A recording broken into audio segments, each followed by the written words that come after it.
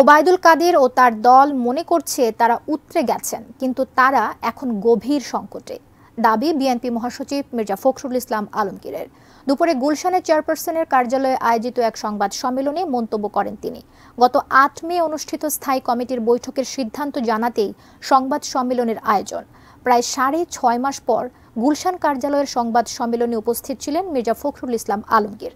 তিনি বলেন, ভারতের অনেক খাদ্যপণ্য ক্ষতিকর বিবেচনায় বিশ্বের অনেক দেশ বর্জন করলেও সরকার এ বিষয়ে কোনো উদ্যোগই নিচ্ছে না। মার্কিন সহকারী পররাষ্ট্রমন্ত্রী ডোনাল্ড লুর বাংলাদেশ সফর নিয়ে বিএনপি আশাবাদী হয়ে উঠেছে। সরকারের মন্ত্রীদের এমন দাবির উত্তরে তিনি জানান, বিএনপির আস্থার জায়গা জনগণ। সরকারের সমালোচনা করে বিএনপি মহাসচিব বলেন, অসাধু ব্যবসায়ী ও ঋণ খেলাপিদের স্বার্থ রক্ষায় কাজ করছে সরকার।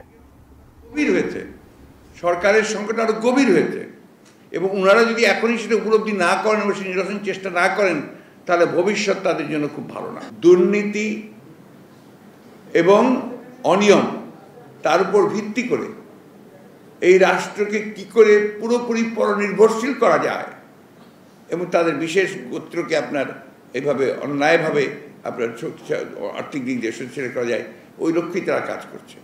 কারো কোনো স্টেক নেই তো এখানে। যখন দেখেন একজন মন্ত্রী যার আপনার লন্ডনে বাড়ি পাওয়া যায় ৩০০টার মতো ২৫০টার মতো বাড়ি পাওয়া যায়, যারা দেখা যায় প্রত্যেকটা এমপি মন্ত্রীর বাড়ি সম্পদ আপনার দেশের বাইরে রয়েছে, তাদের তো কোনো স্টেক নেই এখানে।